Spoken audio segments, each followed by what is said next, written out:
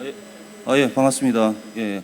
원주에 있는 한라대학교 김순석 교수라고 합니다. 시작하도록 하겠습니다. 제목은 보건의료 데이터 활용을 위한 가명 처리 방안이 되겠습니다. 저는 지금 보건의료 데이터 활용 가이드에 따른 데이터 심의 전문위원으로 활동을 하고 있고요. 그 하이트러스트의 CDP라고 해서 Certified De-Identification Professional 자격을 보유를 하고 있습니다. 오늘 말씀드릴 내용은 이제 가명 익명 처리 개요부터 해서 주로 가명 정보 처리할 때 이제 고려 사항들에 대해서 좀 말씀을 드리겠습니다. 보통 비식별 조치, 가명 조치, 익명 조치라는 말이 사용이 되고 있는데요. 보통 이제 넓은 의미로 보면 이제 비식별 조치 안에 이제 가명 처리나 익명 처리라는 얘기가 혼용이 되어서 쓰고 있고요. 좀 좁은 의미로 보면 비식별 조치는 익명 조치다라고 볼 수가 있습니다. 그래서 비식별 조치는 가명, 익명을 통칭해서 부른다라고 생각하시면 되겠고요. 가명 처리는 이 개인정보보호법 2조 1호의 2에 의해서 이제 작년 8월 5일에 이제 법이 개정이 되어서 시행이 되어 오고 있습니다. 그래서 정의에 보면 가명 처리란 개인정보 일부를 삭제하거나 일부 또는 전부를 대체하는 방법으로 추가 정보가 없이는 특정 개인을 알아볼 수 없도록 처리하는 것을 말하고요. 익명 처리는 이제 익명 처리는 제 58조의 2에 보면은 이 법은 시간, 비용, 기술을 합리적으로 고려할 때 다른 정보를 사용하여 더 이상 개인을 알아볼 수 없는 정보, 이게 이제 익명 정보로 정의가 되고 있습니다. 보통은 그러면 가명하고 익명을 어떻게 구분하느냐를 많이들 좀 말씀을 하시는데, 보통은 가명과 익명을 구분할 때는 여기 보시면은 왼쪽 아래 부분에 있는 부분이 이제 익명 처리된 부분이고요. 그 오른쪽에 있는 부분이 이제 가명 처리한 부분입니다.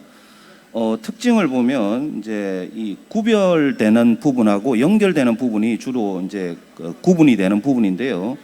성별, 생년월일, 주소 이 부분이 보시면 이거 지정이 안 되는구나.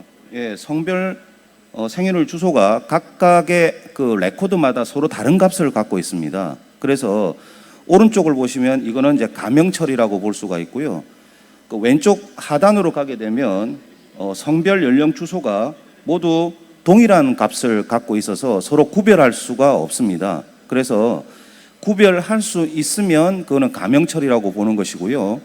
왼쪽 아래에 있는 것처럼 이제 구분할 수가 없으면 이게 이제 익명으로 보시면 되겠습니다. 그래서 이 성별도 뭉개고 연령도 40대로 그리고 주소도 전부 서울로 해서 데이터를 뭉개고 일반화시키면 그게 익명 범주에 들어갈 수가 있고요. 가명이 되면 이제 각각의 데이터들이 최소한 이렇게 살아있는 그런 데이터라고 보시면 됩니다. 그리고 이제 신용정보법에 보면 연결되어도라는 말이 나오는데요. 여기 각각의 한 줄 한 줄이 개인 정보들인데 이 한 줄에 있는 정보가 다른 테이블에 있는 다른 줄과도 연결이 서로 중복되어도 된다는 의미로 보시면 되겠습니다. 그래서 테이블이 3개가 있을 때 각각의 한 줄 한 줄들이 3개가 서로 똑같은 값들이 연결이 되어도 된다, 이런 의미로 보시면 되겠습니다. 그래서 연결이 가능하고 구별이 가능해도 가명 처리가 된 것으로 보는 것이고요.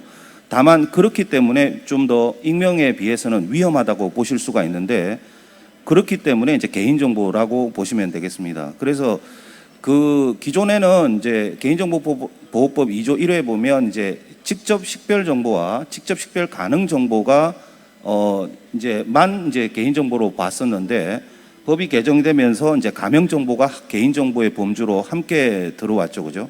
그러면서 이제 이 개인정보로 볼 수가 있습니다. 이 가명 처리된 정보는 기준을 보면 특정 개인을 알아볼 수 없어야 되기 때문에 이제 식별 가능성을 보게 되고요. 가명 처리하는 과정에서 추가 정보라는 것이 나오기 때문에 그 추가 정보에 대한 복원 가능성 2가지를 판단 기준으로 보고 있습니다. 그리고 이제 익명 처리인 경우에는 왼쪽 하단에 보시는 것처럼 구분이 되지 않기 때문에 구분이 될 수가 없어야 되고요. 그걸 싱글 아웃이라고 보통 표현을 하고요. 그 다음에 이제 연결 가능성을 봅니다. 여러분들이 혹시 익명 처리하면서 K 익명성이라는 얘기를 들어보셨는지 모르겠는데요. K 익명성인 경우에는 만든 친구가 이제 하버드의 스윈이라는 교수인데, 자기가 이제 그 K 익명성을 만들기 전에 미국에 있는 웰던이라는 주지사에게 우편을 보냈습니다.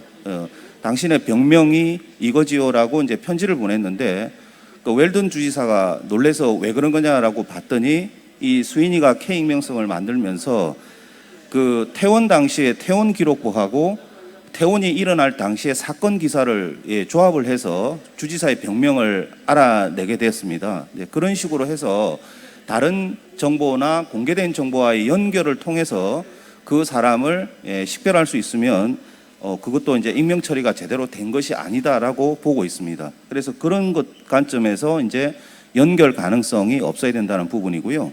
그 다음에 이제 추론 가능성은 높은 확률로 그 사람이 누구인지를 이제 알아볼 수 없도록 그렇게 조치가 되어야 이제 익명 처리로 봅니다.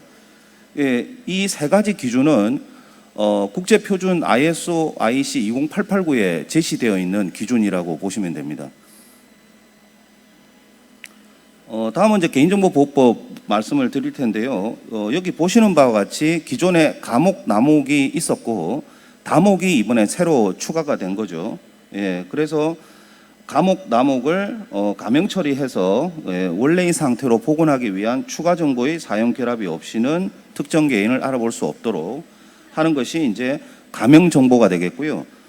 이 가명 정보는 가명 처리된 정보로서 2조 1의 2에 이제 정의가 되고 있습니다. 개인 정보의 일부를 삭제하거나 일부 또는 전부를 대체하는 방법으로 추가 정보가 없이는 특정 개인을 알아볼 수 없도록 처리한다. 라고 봤을 때요, 그 위에 감옥 또는 남옥을이라고 되어 있습니다. 이걸로 알 수 있는 거는 가명 처리의 대상은 감옥 또는 남옥입니다. 가명 처리의 대상이 개인 식별 정보 그리고 식별 가능 정보인데, 보통 우리가 이제 식별 정보 하면 이제 고유 식별 정보가 있고 그 다음에 이제 4대 고유 번호가 있잖아요. 주민등록번호는 별도로 쓸 수가 없기 때문에 보통은 여기서는 사용 불가에 해당이 되고요. 다만 주민등록번호가 아니라 수집한 생년월일이라든가 성별은 사용을 할 수가 있겠죠. 그 외에 이제 성명이나 뭐 이름 이런 것들은 이제 가명 처리의 대상이 된다라고 보시면 되겠습니다. 그 다음에 이제 여기 보시면 이제 삭제나 대체가 이제 가명 처리의 이제 방법이라고 보시면 되겠고요. 여기서 나오는 추가 정보란 얘기가 나오는데, 이 추가 정보는 원본 정보에 대해서 가명 처리하는 과정에서 생성된 일종의 부산물이라고 보시면 됩니다. 그래서 여기 보시는 바와 같이 원본 정보에 김희선, 권율, 강수지가 이름이 있었다면 이걸 최수지, 권민준, 강하늘로 대체를 했습니다. 대체를 했으니까 이 과정에서 매핑 테이블이 만들어지게 되는데요. 이 매핑 테이블이 추가 정보가 됩니다. 그러면 이 추가 정보가 없이는 최수지로부터 김미선을 이렇게 복원해낼 수가 없습니다. 그죠? 그래서 이 추가 정보가 없이는 그 사람이 누구인지를 알아볼 수 없도록 처리하라는 얘기니까, 이 추가 정보는 원칙적으로 삭제를 하든지 아니면 별도의 안전한 곳에 분리 보관하도록 하고 있습니다. 그래서 원본 정보, 추가 정보, 가명 처리된 정보 세 가지가 나오게 되는데요.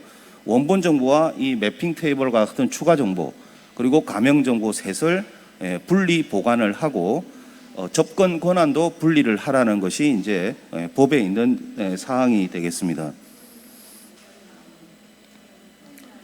그 다음에 나오는 것이 이제 가명정보 처리에 관한 특례인데요. 이 개인정보보호법 28조의 2부터 7까지가 이제 특례가 되겠습니다. 그래서 28조의 2에 보면은 통계 작성, 과학적 연구, 공익적 기록 보존 목적을 위하여 정보 주체의 동의 없이 가명정보를 처리할 수 있도록 하고 있습니다. 그래서 개인정보를 가명 처리할 때는 정보 주체의 동의 없이 활용할 수 있다. 다만 거기에 세 가지 목적을 꼭 보게 됩니다. 그게 이제 통계 작성을 위한 것이냐, 아니면 과학적 연구를 위한 것이냐, 아니면 공익적 기록 보존을 위한 것이냐를 보게 되고요. 과거에는 이 개인정보보호법이 개정되기 전에는 18조 2항 4호에 있었던 사항들입니다. 이게 과거에는 익명 처리를 했었어야만 했는데 법이 개정이 되면서 이 세 가지 목적으로 정보 주체의 동의 없이 가명 처리해서 활용할 수 있게 됐다고 보시면 되겠습니다. 그래서 산업적 목적을 포함하는 과학적 연구 그리고 시장조사 상업 목적의 통계 작성도 정보 주체 동의 없이 가명 처리해서 활용할 수 있도록 하고 있고요. 과학적 연구에서 보시면 공중보건 분야 공익을 위해 시행되는 연구도 포함이 되고 있습니다. 좀 정리를 하면 의료기관이 보유하고 있는 환자에 대한 기록이나 정보는 의료법, 그리고 인간 대상 연구는 생윤법, 그 다음에 그 외에 개인정보를 통계 작성이나 과학적 연구나 공익적 기록 목적으로 갈 때는 이제 개인정보보호법으로 이제 적용이 가능하다는 얘기고요. 개정 개인정보보호법의 가명 처리는 생윤법에서 말하는 익명화에 포함이 되는 것으로 해석이 되고 있습니다. 그래서 생윤법에서 얘기하는 익명화하는 것은 여기서 말하는 가명 처리도 익명화에 속한다라고 보시면 되겠고요. 의료기관에서 진료 목적으로 수립된 의료 데이터를 보호법 개인정보보호법상의 가명 처리를 통해서 연구 목적으로 이용을 하는 경우에는 기관 차원에서 가명 처리가 확인된 경우 IRB 심의 동의를 면제할 수 있다. 그러니까 과거에는 익명화를 한 다음에 IRB 승인을 받았다면 지금은 그 반대로 하고 있죠. 우선 연구 목적을 위해서 연구 계획을 IRB 승인을 받고 그 다음에 데이터 심의위원회로 넘어가게 됩니다.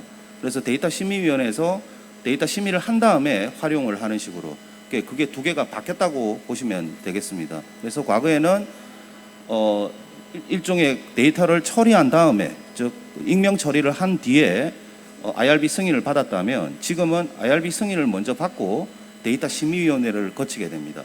그 다음에 활용을 하는 식으로 현재는 바뀌었다라고 보시면 되겠습니다. 요거는 이제 가명 정보에 대한 결합 부분인데요. 현재 서로 다른 개인정보 처리자니까 A 병원이 보유하고 있는 데이터와 B 병원이 보유하고 있는 데이터를 결합을 하고자 한다라고 할 때는 보건복지부가 지정한 기관으로 갈 수가 있죠. 현재 이제 보건복지부가 지정한 결합 전문기관은 여기 뒤에도 나오지만 건강보험공단하고 건강보험심사평가원 그리고 이제 보건산업진흥원 3개가 지정이 되어 있는데 뒤에서도 말씀을 드리겠지만 우리 암관리법 개정에 따라 가지고 국립암센터도 이제 결합 전문기관으로 지정이 되어 있습니다. 그래서 국립암센터 내에 국가암 데이터센터가 있는데요. 여기서도 병원 간의 암과 관련된 데이터를 결합해서 활용할 수 있도록 법이 개정된 사항입니다. 그래서 보시면 이 암관리법의 기존의 그 개인정보보호법에 있던 가명 처리에 대한 사항과 결합에 대한 사항들이 전부 다 녹여 들어가 있죠. 그래서 보건복지부 장관은 공익적으로 다음 각 호의 사업을 수행하기 위해서 필요한 데이터를 수집, 처리, 분석, 제공하는 사업을 수행하는데 이게 이제 암 데이터 사업이죠.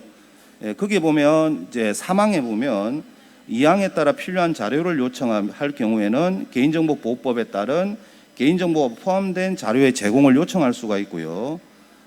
가명 처리한 후에 제공이 가능합니다. 그 다음에 여기 4항에 보면은 개인정보보호법에 따라서 가명 정보를 결합 처리할 수도 있고요.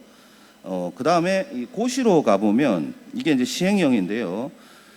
고시로 가보면 이 제2항에 따른 반출심사위원회 구성심사 또 가명정보의 결합 반출에 관한 고시를 준용하되 결합 신청자는 자료 신청자로 결합 전문기관은 국가암데이터센터로 본다라고 되어 있습니다. 그래서 별도로 개인정보보호위원회나 보건복지부로부터 결합 전문기관 지정은 받지 않았지만 이 암관리법에 따라서 국립암센터도 결합 전문기관으로 지정된 기관이라고 보시면 되겠습니다. 그래서 암 관련된 사항은 국립암센터에서 결합을 지원해 준다라고 보시면 되겠습니다. 현재까지 보건의료 분야에서 데이터 결합이 일어난 시범 사례입니다. 이제 크게 두 가지가 있는데요. 하나는 이제 암센터하고 건보공단하고 통계청이 데이터 결합을 했습니다. 그래서 암 질병 치료 효과 분석을 위해 가지고 암센터하고 병원에서 암 치료에 대한 임상 정보를 제공하고요. 건보공단에서 진료 정보를, 통계청에서 사망 원인 정보를 제공을 해서 이제 결합은 통계청이 했고요. 이용 기관은 국립암센터가 이용 기관으로 이용이 된 바가 있습니다. 두 번째가 암 환자의 합병증 및 만성질환 예측 연구를 위해 가지고 암센터와 병원에서 암 치료 임상 정보를 제공하고요. 건보공단에서 진료 정보를 제공을 해서 국립암센터가 이용 기관으로 활용이 되었고, 결합은 국민건강보험공단에서 데이터 결합이 현재 이루어져서 현재 활용이 되고 있습니다. 크게는 그래서 암 질병 치료 효과 분석과 그다음에 암 환자 합병증 및 만성 질환 예측 연구를 국립암센터가 수행을 한 바가 있습니다.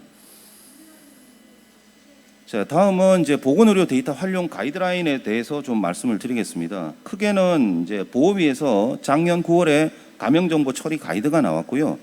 그 뒤에 복지부에서 1차 보건의료 데이터 활용 가이드가 나오고 2021년 올해 1월에 2차로 개정된 보건의료 데이터 활용 가이드가 나왔습니다. 원래 이제 가이드 자체는 감염 처리의 절차를 규정을 하고 있습니다. 크게 네 가지로 규정을 하고 있는데, 사전 준비, 감염 처리, 적정성 검토, 사후 관리, 이렇게 보시면 되겠습니다. 사전 준비에서 제일 중요한 부분은 아까도 말씀드렸지만 감염 처리를 위한 세 가지 목적에 부합되는지를 보는 것이 제일 중요합니다. 그래서 과학적 연구, 통계 작성, 공익적 기록 보존에 해당되는지를 보는 것이 사전 준비고요. 감염 처리를 하기 위해서는 감염 처리를 위한 세 가지가 필요합니다. 하나는 감염 처리를 하기 위한 시스템이 필요하고요. 두 번째는 법에 따른 내부 관리 계획 수립이 필요합니다. 개인정보이기 때문에요. 내부 관리 계획 수립이 필요하고, 세 번째는 데이터 심의위원회 구성이 필요합니다. 그래서 그 세 가지를 사전에 준비를 해야만 감염 처리 절차를 수행할 수가 있습니다. 그런 다음에 이제 감염 처리를 하고, 그 다음에 이제 적정성 검토 자체가 이제 데이터 심의위원회라고 보시면 되겠습니다. 우리가 이제 보호위원회에서 얘기하는 이 네 가지 단계를 말씀드리겠습니다. 이제 사전 준비 같은 경우 아까 말씀드렸고요. 근데 여기서 이제 감염 처리의 적합성 검토라는 것이 목적 세 가지에 부합되는지를 말하는 거고요. 그다음에 이제 필요 서류 작성이 이제 만약에 제공시라면 제공에 관한 계약서가 있겠죠, 그죠? 이용 및 제공에 관한 계약서를 말하는 거고요. 그다음에 이제 내부 관리 계획을 말합니다. 그 다음에 이제 감염 처리를 할 때 가장 어려워들 하시는 부분이 이제 위험도를 측정하는 부분입니다. 대상을 선정한 다음에 위험도를 측정해서 감염 처리의 수준을 정의하게 됩니다. 근데 여기서 말하는 위험도 측정은 간단하게는 이렇게 보시면 됩니다. 내가 데이터를 활용하는데 병원 내에서만 활용할 경우가 있겠고요. 그 다음에 병원 데이터를 외부에 제공할 경우도 있을 수가 있겠죠. 그 다음에 다른 경우에는 결합을 한다든가 이럴 경우가 있을 거고요. 그 다음에 이 제공자하고 실제 데이터를 보유한 기관이 협약을 맺고 하는 경우가 있습니다. 그래서 크게는 그 내에서만 활용할 경우, 그 다음에 제공할 경우, 그 다음에 뭐 외부에 결합할 경우, 이렇게 나뉠 수가 있는데요. 외부 결합은 전문기관으로 가면 되고, 내가 자체적으로 활용하는 것에 비해서 외부에 제공하는 것은 위험도가 더 높기 때문에 감염 처리 시 처리의 강도를 더 높여야 된다라는 기본 취지입니다. 그래서 데이터 자체에 대한 부분도 볼 수가 있지만 데이터 주변의 환경을 같이 보라는 의미로 보시면 됩니다. 그래서 병원 내부에 활용할 경우하고 기관 공동 연구를 통해 가지고 기관끼리 데이터를 결합해서 볼 경우는 서로 다른 위험도를 갖기 때문에 위험도가 높을수록 감염 처리의 강도를 높여라라는 의미로 보시면 되겠습니다. 그런 다음에 이제 감염 처리에 대한 적정성을 이제 데이터 심의위원회에서 검토를 하고요. 그런 다음에 이제 사후 관리로 넘어가게 됩니다. 그래서 이걸 실무 차원에서 보면 처리 전에 데이터 환경을 위한 사전 환경 구축이 필요한데요. 일단 데이터를 감염 처리하기 위해서는 조직이 필요하겠죠. 감염 처리에 대한 담당 부서, 그러니까 데이터를 우리가 연구자들이 이용하려고 하면 그걸 활용 신청서나 연구 계획서를 제출하게 되는데 그걸 처리하는 부서가 필요하고요. 그 다음에 그러면 처리된 이후에 그게 처리가 잘 됐는지에 대한 심의를 하는 또 조직이 필요합니다. 그걸 이제 보건의료 쪽에서는 데이터 심의위원회라고 부르고 있죠. 그런 조직이 별도로 필요하고요. 그 다음에 이제 내부관리 계획입니다. 이거는 이제 개인정보보호법의 28조의 4, 29조의 시행령 5, 그 다음에 이제 30조 이런 부분들이거든요. 그러니까 쉽게 말씀드리면 개인정보 안전성 확보 조치에 관한 그 고시의 사항들입니다. 이제 그런 사항들이 이제 내부관리 계획부터 이제 개인정보 보호 책임자를 두듯이 감염 정보에 대한 처리에 있어서 이제 내부 관리 계획이 이제 별도 수립이 필요하고요. 그 다음에 이제 감염 익명 처리에 따른 처리 방침하고 시스템 마련이 필요합니다. 근데 보통 내부 관리 계획을 수립하라고 하면 별도로 내부 관리 계획을 지침이나 규정을 만드는 병원들이 많이 있는데요. 이제 보위에서 얘기하는 부분은 그렇지는 않습니다. 이제 기존에 개인정보 내부관리 계획이 있다면 그 안에 이제 개인정보의 정의를 앞단에 좀 넓혀서 감염정보를 개인정보의 범위에 넣고 그 다음에 이제 그 기존의 개인정보 그렇게 되면 이제 개인정보 보호 책임자가 감염정보에 대한 책임자를 겸할 수가 있습니다. 그리고 마지막으로 추가 정보에 대한 별도 보관 부분만 추가를 하면 되는데 감염정보라고 해서 별도로 내부관리 계획을 만드시지 마시고 기존의 내부관리 계획 내에다가 이제 포함을 시키면 된다라고 보시면 되겠습니다. 그 다음에 이제 사전 준비할 때 말씀드린 대로 필요한 서류 작성과 적합성을 검토를 하게 되고요. 보통은 위험도를 측정할 때 보통은 데이터 자체도 보지만 아까 말씀드린 대로 이게 제공되는 환경인지 아니면 내부에서 활용되는 환경인지가 이제 에 따라서 이제 위험도가 달라질 수 있다라는 부분입니다. 그런 것들을 보고 그 다음에 이제 처리 수준을 정하게 됩니다. 말씀드린 대로 내부 관리 계획 수립이 있고요. 그 다음에 안전성 확보 조치 구축이 필요하고 이때 세 가지가 나오죠. 추가적인 부분인데 감염 정보와 추가 정보의 분리 보관을 위한 준비가 일단 있어야 되고요.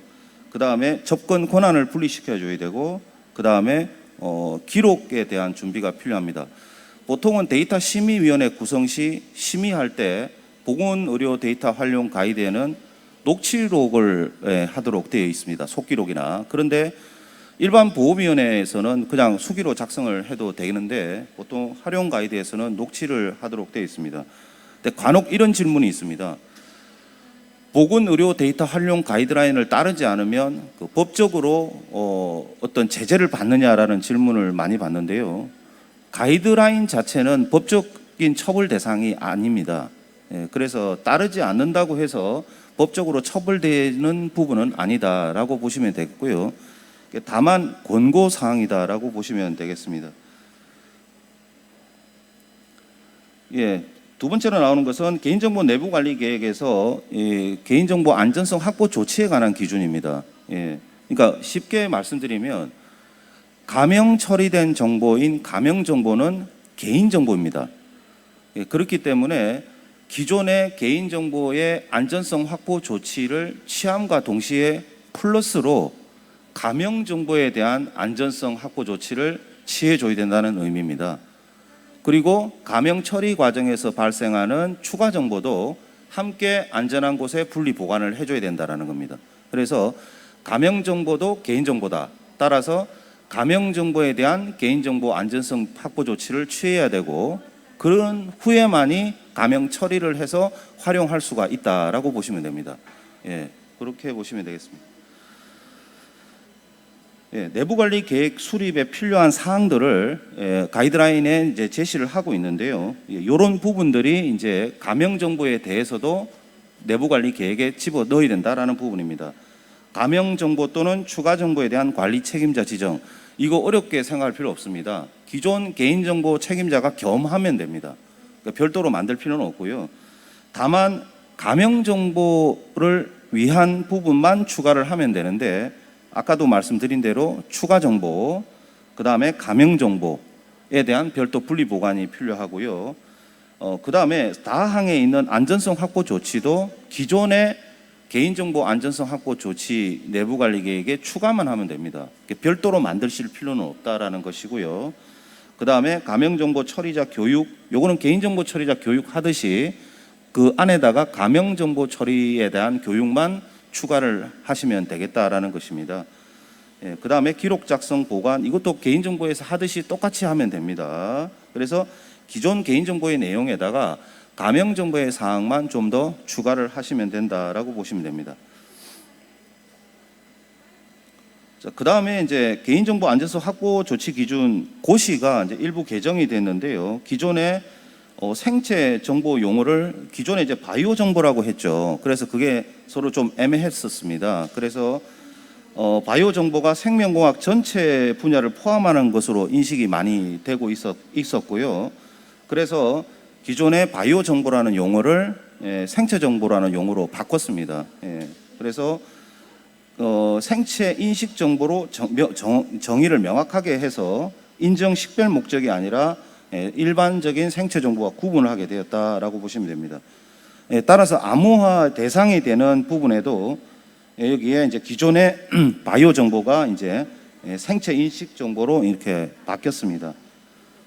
그 다음에 여기 안전성 확보 조치 기준 고시에도 기존의 정의에서 바이오 정보에 대한 정의, 지문, 얼굴, 홍채, 정맥, 음성, 필적 등 개인을 식별할 수 있는 신체적 또는 행동적 특징에 관한 정보로서 하는 부분이 생체 정보란으로 하면서 16조 2의 생체 인식 정보란으로 이렇게 개정이 되었습니다. 그래서 생체 정보란 해서 이제 바이오 정보를 좀 더 분명하게 바꿨습니다.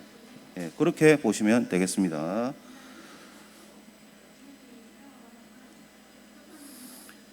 다음은 이제 감형 처리의 수준인데요. 이 내용이 좀 어려워 보일 수가 있는데 쉽게 말씀드리면 이렇게 보시면 됩니다. 아까 이제 위험도에 따라 가지고 감형 처리가 내부 활용일 경우하고 외부 제공일 경우는 서로 위험도가 다르다고 했고요. 또 그런 위험도에 따라서 식별이 될 수가 없어야 되고 추가 정보에 대해서 복원을 할 수가 없도록 만들어야 되고 하는데, 그러면 처리의 수준에 따른 범위를 어떻게 할 거냐라는 부분입니다. 그래서 가급적 개인 식별 정보는 개인정보보호법의 과목입니다. 성명, 주민등록번호 이런 것들. 그 다음에 개인 식별 가능 정보는 주소 같은 겁니다. 성별, 주소 이런 부분에 대해 처리를 할 때, 그 다음에 제일 많이 보는 것이 특이치입니다. 특히 이제 보건의료 데이터에서 데이터 심의할 때 이제 제일 많이 보는 것이 이제 특이치에 대한 사항입니다. 그래서 특히나 이제 뭐 상병 코드나 진단 코드에서 200명 이하의 환자에 대한 분포를 갖는 질병이 들어가 있다든가 하는 부분도 있죠. 뭐 에이즈라든가 아니면 뭐 성병이라든가 이런 관련된 중에서 보건의료 데이터 활용 가이드에서도 동의를 받도록 하는 사항들이 있습니다. 그런 부분들은 특이치이기 때문에 삭제를 하든지 아니면은 뭐 평균으로 대체를 하든 이런 방법이 추가가 돼야 됩니다.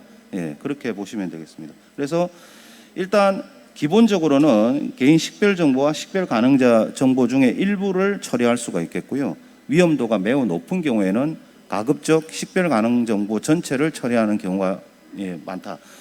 근데 보통은 그 입원 일자하고 퇴원 일자 같은 경우는 보통 처리를 합니다. 감형 처리할 때도 어떻게 하냐면 그 노이즈 처리를 합니다. 그러니까 일자에다가 3을 입원 일자에 3을 더하면 퇴원 일자에도 똑같이 3을 더하고요. 그러면 입원 일자를 만약에 2로 더했다면 퇴원 일자에도 2를 더합니다. 그래야 재원할 수 있는 입원 기간이 동일해지기 때문에 분석을 할 때도 그렇게 사용을 합니다.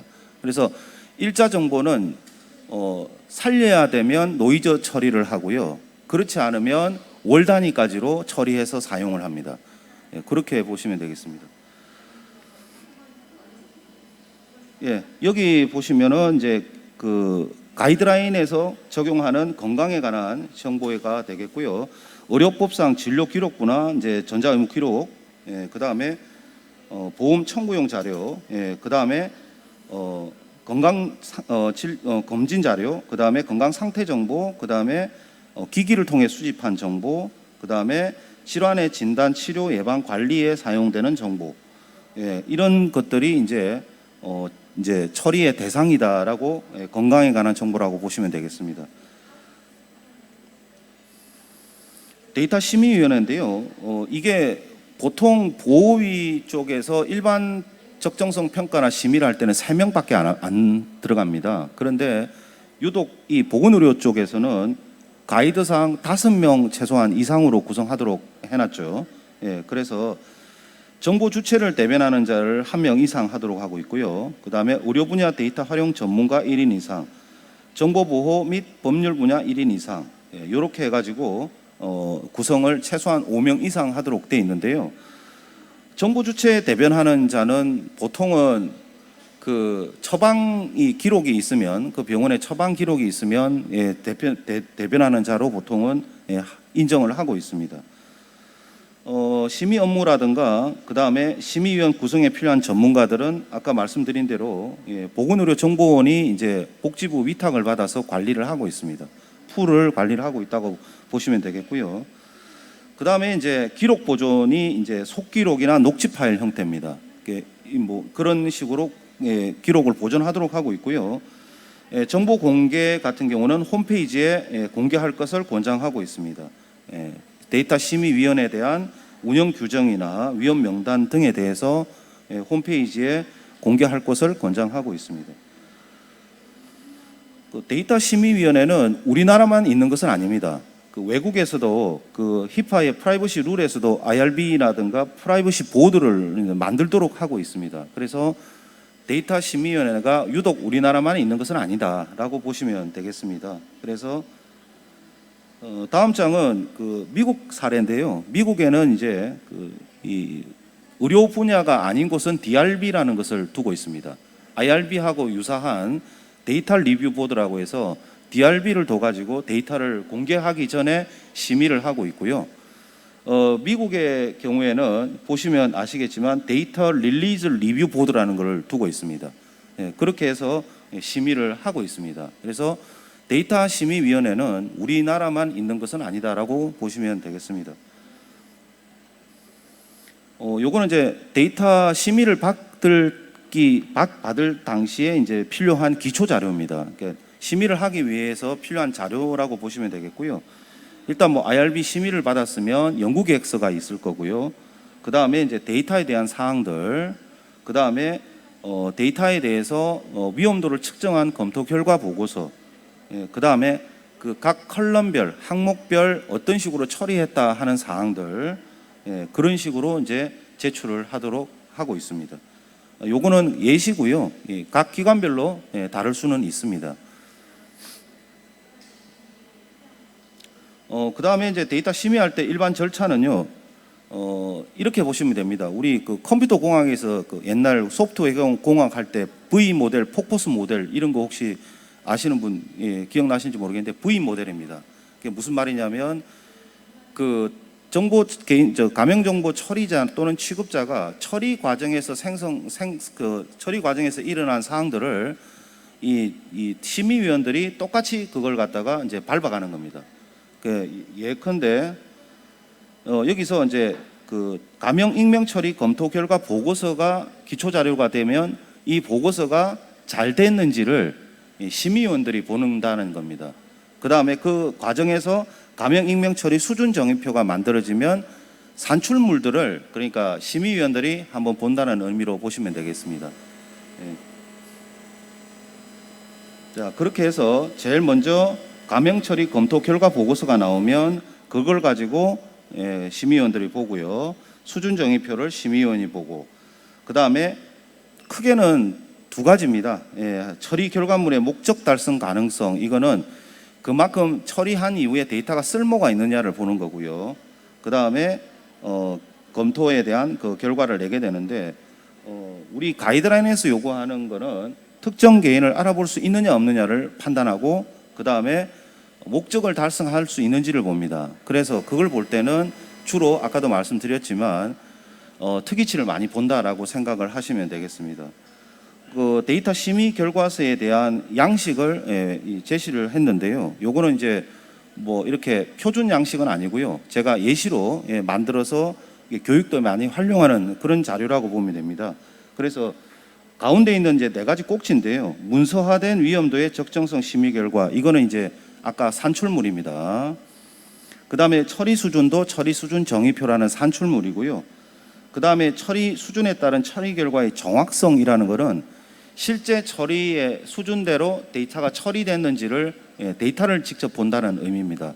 그 다음에 처리 결과 정보 접합물의 목적 달성 가능성은 연구 목적이 5세 단위의 어떤 연구인데 10세 단위로 처리를 하면 맞지가 않잖아요, 그죠? 그런 부분들을 보는 겁니다. 그런 부분들을 보고 적정한지를 판단을 하게 됩니다. 요거는 이제 가이드라인에 있는 사항이기 때문에 요거는 가명 정보를 재제공할 목적으로 제공받는 것은 금지고요. 목적 외로 처리할 경우에는 데이터 심의위원회 심의를 받도록 하고 있고요. 그 다음에 대가를 가급적 지양한다. 그 다음에 별도 개인 동의를 요구하는 경우에는 개인 동의 없이 처리하지 말라는 거고요. 활용 여부에 대한 사항은 신중하게 판단할 필요가 있다라는 겁니다. 그 다음에 우리가 이제 심의할 때 주로 보는 사항들입니다. 일단 연구 계획 단계에서 사전 IRB 승인을 받았는지, 그리고 만약에 처리를 위탁하거나 제공할 경우에는 법률 전문가들이 보통 계약서를 보게 되고요. 그 다음에 법률적으로는 아까 말씀드린 법에서 요구하는 안전성 확보 조치 기준을 이행을 했는지, 수립했는지 이런 것들을 봅니다. 그 다음에 기술적으로는 크게 이제 개인 식별 가능성과 보건 가능성 두 가지를 봅니다. 식별 가능성의 판단 기준은 보시면 가명 처리를 할 때 가명 정보 자체만으로 특정 개인을 알아볼 수 있는지를 보고요. 그 다음에 추가 정보나 다른 정보와의 결합 가능성을 봅니다. 이거는 이제 심의 시 주안점을 보시면 되는데 우선은 특이치를 제일 많이 봅니다. 그래서 특이치가 예컨대 몸무게나 키도 그냥 평균 키면 괜찮은데요. 몸무게가 지나치게 높다든가 키가 지나치게 큰 경우에는 처리를 해줘야 된다는 그런 뜻입니다. 그 다음에 이제 처리 환경에 따른 처리 수준이 적정한지, 그리고 정확한지, 그러니까 데이터 처리가 정확하게 됐는지, 그리고 목적 달성 가능성은 쓰고 난 다음에 처리된 다음에 데이터가 쓸모 있는지도 보는 겁니다. 쓸모 있는지를 보는 겁니다. 그 다음에 이제 복원 가능성은 추가 정보에 대한 복원 가능성인데 원본 정보와 가명 정보와 추가 정보에 대해서 별도로 분리 보관을 하고 있는지, 그리고 물리적인 분리 보관인데 최소한 그 테이블 단위 이상의 분리 보관은 돼야 됩니다. 스키마 단위는 아니고요. 그렇게 보시면 됩니다. 그리고 각 추가 정보에 대한 접근 권한에 대한 관리가 되고 있는지를 봅니다. 마지막으로 그 영국의 캘디콧 가디안을 좀 가져와 봤는데요. 그 영국의 보건 의료 쪽에 있어가지고 환자 정보에 대한 기밀 유지 담당 선임자를 두고 있습니다. 그래서 보건기관에서 환자 정보의 기밀성 유지를 담당하는 가디언 역할의 선임자를 이 데임 피오나 칼디콧이 처음에 권고를 했고요. 그런 다음에 이제 영국에서는 현재 다 지정을 해서 이용을 하고 있습니다. 그래서 칼디콧 가디언의 경우에는 해당 서비스를 사용하는 사람들에 대한 개인정보의 합법적, 윤리적 적절성이 유지되도록 하는 선임자로서 지정을 하고 있고요.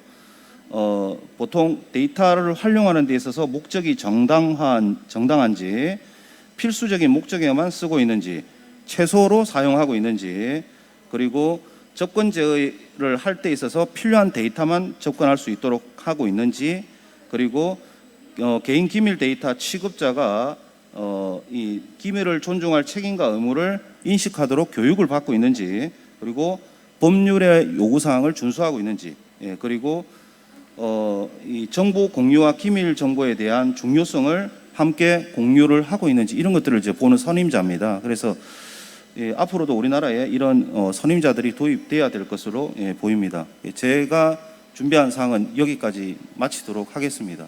예, 감사합니다. 네, 우르디